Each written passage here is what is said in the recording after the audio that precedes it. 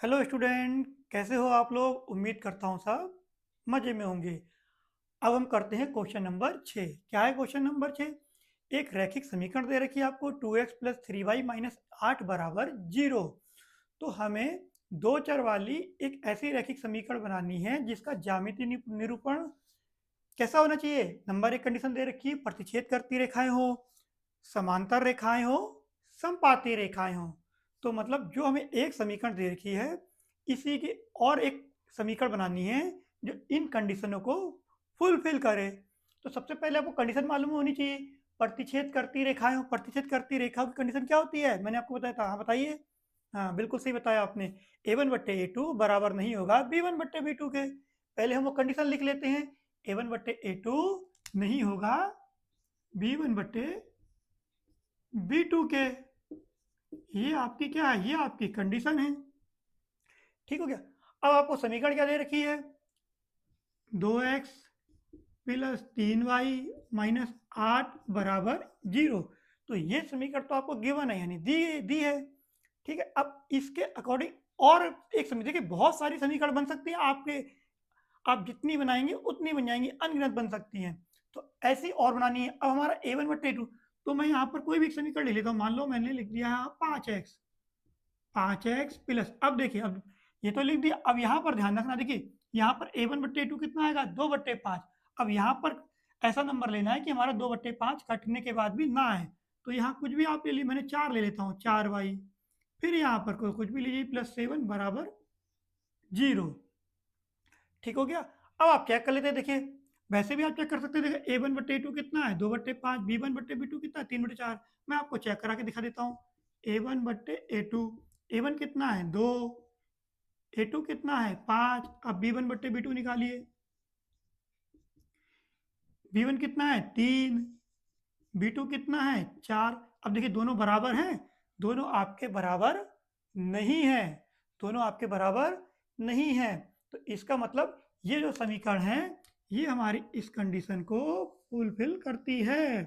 तो यही आपका क्या होगा? आंसर। आप यही करके आएंगे यहीं तक, बस ये तो आपने चेक करने के लिए करना है। ठीक है, ये तो आपने क्या किया है? चेक किया है। तो जो आपकी प्रतिच्छेद करती रेखाएं है वो ये है। ऐसे ही बहुत सारी समीकरण बन सकती है, दो चर वाली रैखिक समीकरण। ठीक हो गया। अब हम करते हैं समांतर रेखाएं।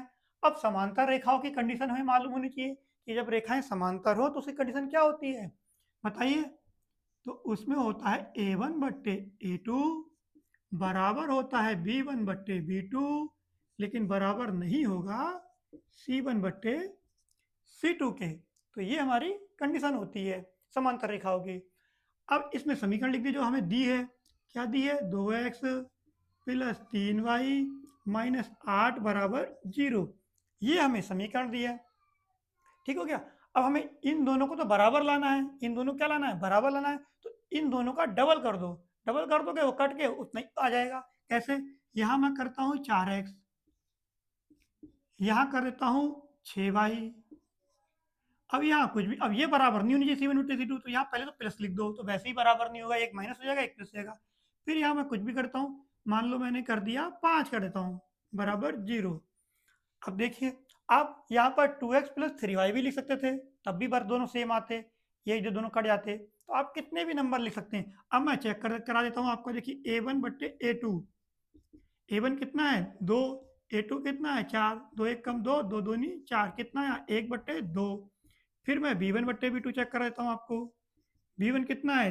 3, b2 कितना है? 6। 3 एकम 3, 3 दूनी 6। ये भी कितना है? 1/2। अब c1/c2 देखिए, c1/c2, c1 कितना है? माइनस का 8, और c2 कितना है? 5। ये बराबर है? ये बराबर नहीं है, यानी ये दोनों तो बराबर आ रहे हैं, लेकिन c1/c2 बराबर नहीं आ रहा है। तो इसलिए जो हमने ये समीकरण लिखी है 4x प्लस 6y प्लस 5 बराबर 0, यही हमारा क्या हो जाएगा? आंसर। ध्यान रखना, आप इन आंसरों को अपनी किताब की आंसर शीट से मत मिलाना, उत्तरमाला से मत मिला के करना, क्योंकि इसके कई आंसर हो सकते हैं, कोई एक आंसर नहीं होगा। जो बच्चा जैसा मानेगा उसका आंसर वैसा ही निकलेगा। बस वो कंडीशन फुलफिल करनी चाहिए, बस ये ध्यान रखना। तो आपका सेकंड पार्ट भी हो गया। अब थर्ड पार्ट में क्या कहता है समपाती रेखाएं हो। अब समपाती रेखाओं की कंडीशन क्या होती है? जब तीनों बराबर हो, यानी कि A1 बट्टे A2 बराबर होगा B1 बट्टे B2 बराबर होगा C1 बट्टे C2 के। ये तीनों कंडीशन फुलफिल करनी चाहिए। अब समीकरण लिख दीजिए 2x प्लस 3y माइनस 8 बराबर 0। ये समीकरण हमें दिए, इसी के आधार पे हमें दूसरी समीकरण बनानी है। तो देखिए अब तीनों बराबर होनी चाहिए, ध्यान रखना। तो अब क्या करें, इन सबका डबल कर दो, इसको कर दो, यहाँ कर दो, 2 का 4, 2 का डबल कर दो 4, यहाँ 3 का डबल कर दो 6।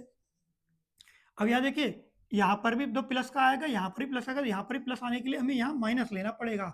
अब 8 का डबल कर दो 16 बराबर 0। अब मैं आपको चेक कराता हूँ। देखिए A1 बट्टे A2, तो A1 कितना है 2, A2 कितना 4, इसे काटोगे तो कितना आएगा 1 बट्टे 2। फिर देखिए B1 बट्टे B2, B1 कितना है 3, B2 कितना है 6, इसे काटोगे 3 एकम 3, 3 दूनी 6, ये भी आ गया आपका 1 बट्टे 2। फिर आप C1 बट्टे C2 देख लीजिए, C1 बट्टे C2, C1 है आपका माइनस का 8, C2 है माइनस का 16, माइनस से माइनस कट गया, 8 एकम 8, 8 दूनी 16, तो आ गया 1 बट्टे 2। तो देख रहे होंगे A1 बट्टे A2 भी 1 बट्टे 2 है, B1 बट्टे B2 भी 1 बट्टे 2 है, C1 बट्टे C2 भी 1 बट्टे 2 है, यानी कि आपके तीनों क्या आ रहे हैं, बराबर आ रहे हैं। इसका मतलब जो आपका आंसर है वो ये समीकरण है, ये ध्यान करना। तो आपको खाली चेक नहीं करना, आपको खाली समीकरण लिख के आनी है, ठीक हो गया। तो इस तरह से आप करके आएंगे, आपको बहुत सारी समीकरण मिलेंगी, जैसा भी आप मानोगे वैसे मिलेगी। बस ध्यान रखना इन कंडीशनों को वो समीकरण फुलफिल करनी चाहिए जब आप इससे कंपेयर करेंगे, तुलना करेंगे, ठीक है। तो ये आपका क्वेश्चन नंबर 6 यही समाप्त होता है। उम्मीद करता हूँ आपको अच्छे समझ में आ गया होगा। जो मैंने आपको इससे पहले जो सवाल कराए हैं, संगत असंगत, उस तरह के और भी सवाल मैंने कराए हैं, अगर आप उन्होंने प्रैक्टिस कर ली है आपने, तो आपके लिए बहुत आसान हो जाएगा। लेकिन आपने मेरा इससे पहले वाले वीडियो नहीं देखे, तो थोड़ा हो सकता है कि आपको क्या हो रहा है, दिक्कत हो रही हो। तो इसलिए आप पहले वाली वीडियो ज़रूर देखिए, फिर ये आपके लिए चुटकियों में हो जाएगा, ठीक है।